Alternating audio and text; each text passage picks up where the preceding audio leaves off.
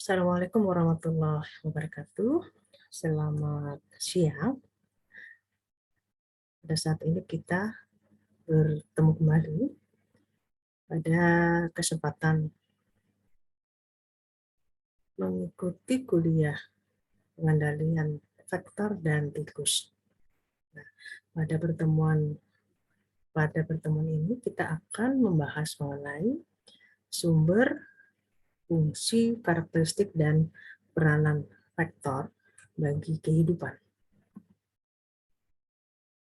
Sekali lagi, vektor hanya terdiri atas arthropoda. Ya, jadi kalau bukan arthropoda, maka tidak bisa disebut sebagai vektor. Sedangkan tikus, anjing, maupun kucing berperan sebagai reservoir atau hewan yang hanya menyimpan kuman patogen, sementara hewan tersebut tidak terkena penyakit. Tikus bertindak sebagai reservoir untuk penyakit seperti demam gigitan tikus. Ya, vektornya adalah pinjal. Pinjal itu adalah arthropoda. Seperti itu contohnya. Baik, untuk arthropoda sendiri berarti kaki yang berwas-was atau bersendi-sendi. Contoh arthropoda yang menjadi vektor seperti nyamuk. Nyamuk ada 4 genus ya, seperti nyamuk Anopheles sebagai vektor penyakit malaria, kemudian nyamuk Aedes aegypti ataupun Aedes albopictus sebagai vektor penyakit DBD, kemudian nyamuk Culex fatigans sebagai vektor penyakit filaria, dan juga ada lalat rumah atau Musca domestica sebagai vektor penyakit perut, juga ada lalat TT sebagai vektor penyakit sleeping sickness, kemudian ada Tomoxys calcitrans sebagai atau lalat kuda yang berperan sebagai penyakit antraks, dan juga ada pinjal tikus sebagai vektor dari penyakit pes atau plague. Nah, ini kita sudah pernah menyampaikan dan ini hanya review saja bahwa ada 2 jenis vektor. Yang pertama disebut sebagai vektor biologis dan yang kedua disebut sebagai vektor mekanis. Ya. Nah, untuk vektor biologis sendiri dikatakan di situ bahwa sebagian dari siklus hidup parasit terjadi di dalam tubuh vektor. Contohnya apa? Masih ingat ya? Contohnya seperti nyamuk Aedes aegypti yang di dalam tubuhnya ada virus dengue, ya. Kemudian malaria yang di dalam tubuhnya ada plasmodium. Ya. Selanjutnya adalah vektor disebut sebagai vektor mekanis. Vektor mekanis jika sebagian siklus hidup parasitnya tidak terjadi di dalam tubuh vektor tersebut, ya, atau hanya membawa. Nah, ini ada gambar. Ini slide selanjutnya. Kira-kira yang mana yang vektor biologis, yang mana vektor mekanis? Vektor biologis, vektor mekanis. Kalau yang pertama ini, yang ada kita lihat bersama-sama ini adalah vektor mekanis. Sedangkan yang kedua, ini adalah vektor biologis. Kenapa? Karena sebagian dari keberadaan dari virus tersebut berada di tubuh vektor. Ya. Nah, ini beberapa arthropoda yang keberadaannya ada di sekitar kita. Octopera, lipas atau kecoa. Kemudian ada Lepidoptera, kupu-kupu. Kemudian ada Hemiptera, ya, kumbang predator. Ada juga Arachnida, kalajengking, ada Acarina, kelambang, kaki seribu, Diplopoda, lalat, ya.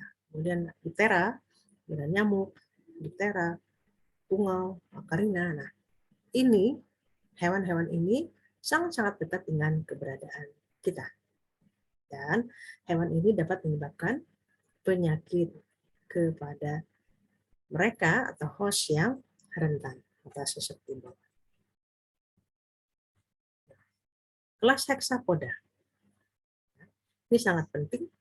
Ada beberapa ordonya di sini. Yang pertama adalah ordo Diptera. Ordo Diptera seperti nyamuk, contohnya Anopheles, Aedes, Julek, dan Pinsonia. Kemudian ada lagi ordo Hypnoptera, yaitu lalat, ya. Kemudian pinjal, dan paling ada pinjal tikus. Kemudian ordo Anoptera seperti kutu kepala, kutu badan, kutu kelamin, dan pada kelas hexapoda. Yang penting juga adalah ordo Orthoptera, yaitu kecoa. Itu tadi beberapa serangga penting yang ada di sekitar kita. Untuk bionomik sendiri, pengertiannya adalah hubungan antara spesies tertentu pada lingkungannya. Bagi contoh, nyamuk Anopheles sundaicus hidup di tempat perindukan yang memiliki spesifikasi daerah pantai. Daerah pantai dengan kadar garam atau salinitas tertentu. Ya, jadi dia hanya bisa hidup, Anopheles sundaicus itu spesifik pada daerah pantai dengan salinitas tertentu. Apakah dia bisa hidup di gunung? Tidak. Selama ini yang ditemukan Anopheles sundaicus ini ada di daerah pantai. Nah, bionomik nyamuk merupakan hubungan timbal balik antara nyamuk dengan lingkungan hidupnya. Apa saja bionomik nyamuk? Yang dilihat di sini adalah mengenai kebiasaan menggigit, kemudian bagaimana siklus hidup nyamuk, berkembang biakan nyamuk, habitat nyamuk, pemilihan host species, ya, atau mangsa, kemudian distribusi penyebaran nyamuk, ya, dan penyakit-penyakit apa yang ditularkan oleh nyamuk. Ya. Untuk kebiasaan mencari makan, waktu aktif mencari darah dari nyamuk itu berbeda-beda. Ya, ada yang aktif pada malam hari, ada yang aktif pada siang hari. Nah, dari kondisi ini tentunya saya ambil contoh, kita mau mengendalikan penyakit, kita mau mengendalikan nyamuk Anopheles. Nah, kita melakukan penyemprotan pada siang hari, tentunya ini kurang tepat. Kenapa? Karena nyamuk pada saat itu berada di mana? Berada pada fase istirahat. Ya. Jadi kalau kita mempelajari kebiasaan mencari makan, gampangnya gini aja deh. Kita mau survei entomologi. Ya, kita mau survei entomologi. Oleh kepala puskesmas kita diminta untuk mencari Anopheles apa sih atau nyamuk apa sih yang sedang aktif pada malam hari. Karena dicurigai pada siang hari, karena dicurigai di wilayah tersebut ada kejadian malaria misalnya ya. Nah, kalian melakukan survei entomologi misalnya pada siang hari misalnya ya, pada jam 6 pagi sampai jam 6 sore mencari nyamuk Anopheles. Nah, itu adalah waktu yang tidak tepat. Kenapa? Karena nyamuk tersebut aktifnya pada malam hari. Apalagi nanti kalau diminta untuk mencari angka beating rate ya, misalnya angka gigitan nyamuk ya. Nah, tidak akan bisa menemukan, kecil kemungkinan akan menemukan. Nah, kecil sekali kemungkinan. Karena apa? Karena nyamuk ini sangat-sangat aktif pada malam hari. Nah, berbeda dengan nyamuk Aedes. Aedes itu sangat-sangat aktif mencari mangsa pada waktu siang hari. Apakah malam tidak ada, Bu? Ada. Jadi, kalau kita mencari nyamuk yang banyak, tentunya disesuaikan dengan kebiasaan mencari makannya. Kalau Aedes banyak di siang hari, maka kemungkinan besar kita untuk menemukan Aedes pada siang hari adalah besar. Namun apabila kita mencari di malam hari, kemungkinan juga menemukan ada, tapi kemungkinannya kecil. Di sini dikatakan khusus untuk Anopheles, nyamuk ini memiliki perilaku apabila selesai menghisap atau memangsa ya, dia langsung keluar rumah. Jadi dia tidak melakukan resting place atau tempat istirahatnya itu tidak di dalam rumah. Dan pada umumnya nyamuk yang menghisap darah adalah nyamuk betina. Jadi jantan tidak makan darah, ya, tidak menghisap darah. Nyamuk yang aktif menghisap darah pada malam hari umumnya memiliki dua puncak aktivitas. Nah, puncak pertama adalah waktu sebelum tengah malam dan yang kedua adalah menjelang pagi hari. Namun keadaan ini akan berubah tergantung dari suhu serta kelembaban. Untuk Aedes aegypti, ya, jadi ini umum, bisa Aedes albopictus, bisa juga Aedes aegypti. Oke, nah nyamuk ini sendiri hidup di dalam dan di sekitar rumah. Nyamuk betina lebih menyukai darah manusia atau istilahnya antropofilik daripada darah binatang. Nyamuk ini memiliki kebiasaan menghisap darah, ada jamnya, dari jam 8 sampai jam 12 dan pada sore hari jam 15 sampai 17. Kok tahu, Bu? Nah, itulah. Makanya tadi dilakukan survei entomologi, ya, sehingga kita tahu puncak-puncak dia menghisap darah pada jam berapa sih. Nah, demikian pula juga dengan nyamuk Anopheles. Jam berapa dia punya puncak menghisap? Nah, itu juga diketahui dari survei entomologi. Kebiasaan darah ini dilakukan berpindah-pindah, jadi multi beating, ya, multi beating. Jadi dia kalau sudah menghisap misalnya lah, nggak sampai kenyang, nggak sampai gendut perutnya, lalu dia berpindah ke individu yang lain. Nah, inilah yang menyebabkan virus yang ada di dalam tubuh nyamuk, maksud saya, mudah tertular dari nyamuk yang sama. Ya, itu untuk Aedes aegypti. Selanjutnya, nyamuk Anopheles. Ya, aktivitas menghisap untuk nyamuk Anopheles terjadi di dalam rumah, terjadi peningkatan pada pukul 23, jadi jam 11 ya. Kemudian terjadi penurunan dan meningkat kembali pada pukul 2 dan 3 dini hari. Sedangkan untuk aktivitas menghisap di luar rumah, terjadi peningkatan pada pukul 24 dan turun serta meningkat lagi pada pukul 5 dini hari. Seperti itu gaya hidup Anopheles. Selanjutnya Culex. Ya, nyamuk Culex. Nah, ini sudah nyebut spesies ya. Culex fasciatus bisa hidup baik di dalam maupun di luar ruangan. Spesies ini sering ditemukan baik di dalam rumah maupun di luar rumah, dan nyamuk betina merupakan nyamuk yang sangat aktif pada malam hari. Nyamuk ini lebih suka darah manusia setelah matahari terbenam. Nah, jadi culex itu aktifnya setelah matahari terbenam. Life cycle nyamuk, jadi ini mengulang sedikit ya, termasuk holometabola. Jadi termasuk mengalami metamorfosis sempurna. Tentu masih ingat ya, dikatakan sempurna ada telur, ada larva, ada pupa, dan dewasa.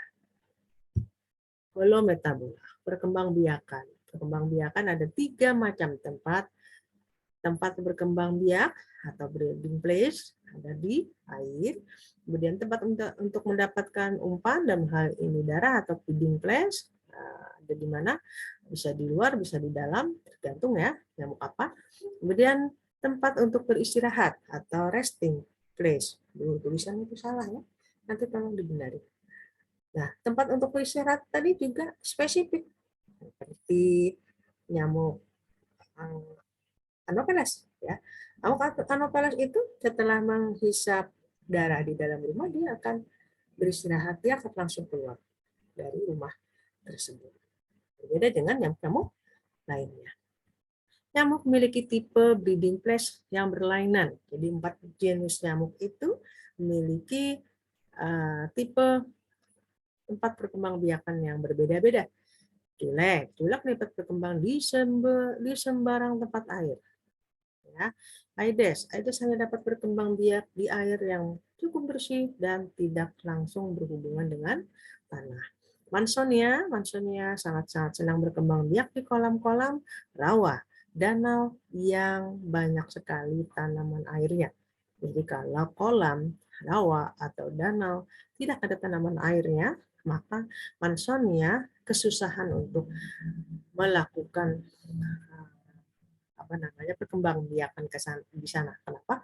Karena spesifikasi dari larva Mansonia yang memerlukan udara, ya, oksigen, dengan cara menancapkan sifonnya pada akar-akar tanaman rawa. Untuk Anopheles juga memiliki berbagai macam breeding place sesuai dengan jenis Anopheles-nya. Ada Anopheles sundaicus, ada Anopheles subpictus, ada juga Anopheles pagus. Ini adalah jenis nyamuk yang sangat senang berbiak di air payau. Jadi salinitas atau kadar garamnya tertentu. Ya. Kemudian ada yang senang dengan tempat yang langsung dapat sinar matahari seperti Anopheles sundaicus, Anopheles muchatus. Untuk breeding place yang terlindung dari sinar matahari yang disenangi oleh Anopheles pagus, juga disenangi oleh Anopheles barbumptosis. Kemudian ada air yang tidak mengalir, sangat disenangi oleh Anopheles pagus. Air yang tenang atau sedikit mengalir seperti sawah disenangi oleh Anopheles aconitus, Anopheles pagus, Anopheles barbirotus, dan Anopheles annularis. Nah, ini data-data didapat dari hasil survei entomologi. Berikutnya adalah resting place atau tempat beristirahat.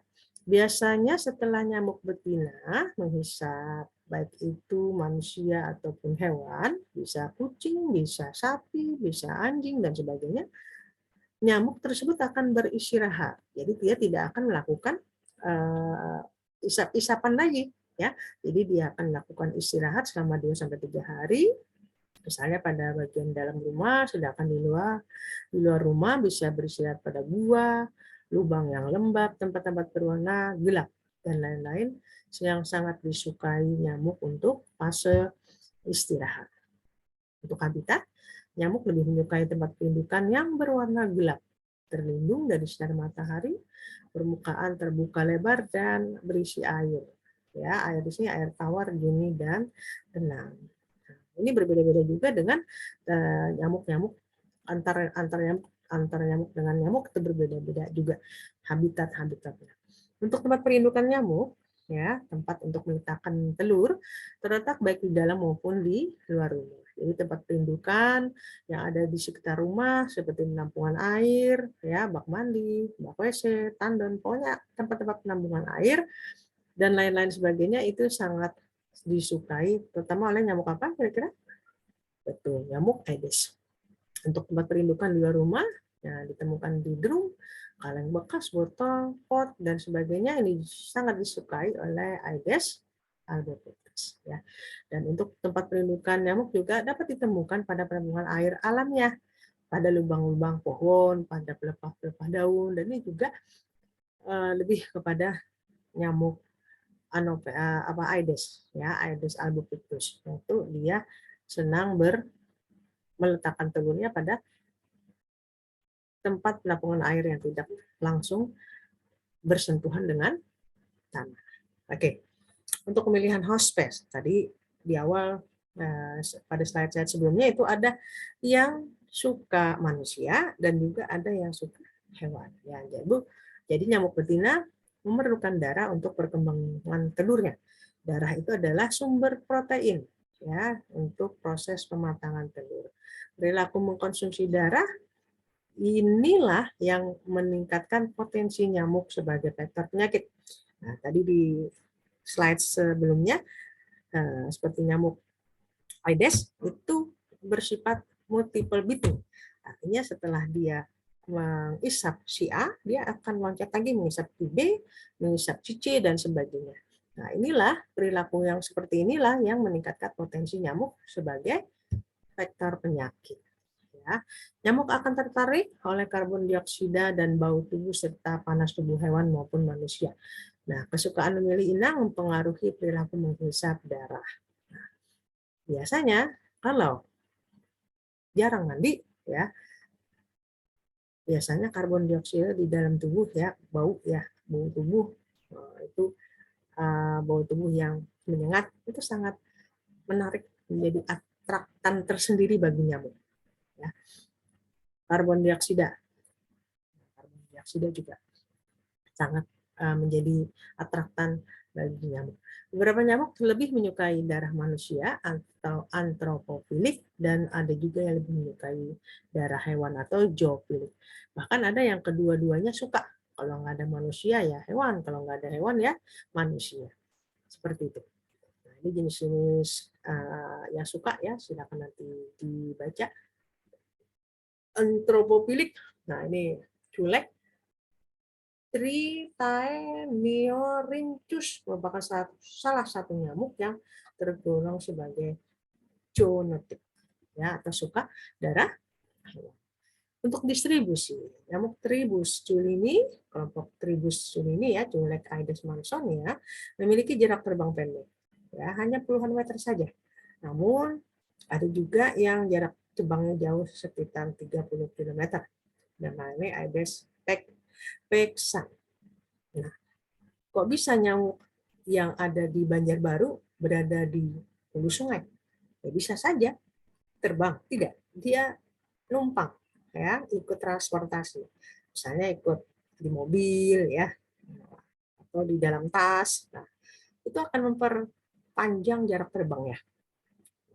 Untuk nyamuk Tribus anopelini dan Anopheles memiliki jarak terbang yang jauh ya, 0,5 sampai 3 km, dan dapat dipengaruhi juga oleh transportasi seperti saya sampaikan tadi, baik itu kapal, mobil ya, angkutan kendaraan, kereta api, kapal, bahkan dibantu oleh tiupan angin ya, angin yang kencang itu bisa membawa nyamuk pergi jauh. Penyakit, kita masuk ke penyakit yang ditularkan. Demam berdarah familiar sekali ya, ditularkan oleh nyamuk Aedes aegypti ataupun Aedes albopictus. Malaria oleh nyamuk Anopheles, kemudian filariasis atau penyakit kaki gajah ditularkan oleh keempat jenis nyamuk ya, baik Culek, Anopheles, Aedes maupun Mansonia. Chikungunya ditularkan oleh Aedes aegypti, Albopictus juga bisa, Culex fatigan juga bisa, Mansonia. Nah, ini mohon untuk per kelompok saja, jadi tugas per kelompok saja. Untuk kelompok 1, kelompok 2, kelompok 3, dan kelompok 4 untuk menguraikan bionomik dari masing-masing arthropoda sesuai dengan kelompoknya. Jadi saya ambil contoh, kelompok 1, nyamuk Culex, lalat CC, kutu kepala, tikus. Uraikan bagaimana bionomik dari arthropoda tersebut sampai dengan kelompok 4. Ya, saya kira sampai di sini kuliah kita pada kesempatan pertemuan hari ini ya. Ya, ada sedikit motivasi ya, bahwa kesuksesan seseorang itu berbanding lurus dengan kemauannya untuk belajar, bangkit, dan mencoba. Ya, jangan pernah menyerah. Kalau gagal, bangkit lagi. Kalau gagal, bangkit lagi. Baik, terima kasih atas perhatiannya. Selamat belajar. Ya, selamat siang. Saya akhiri. Assalamualaikum warahmatullahi wabarakatuh. Terima kasih.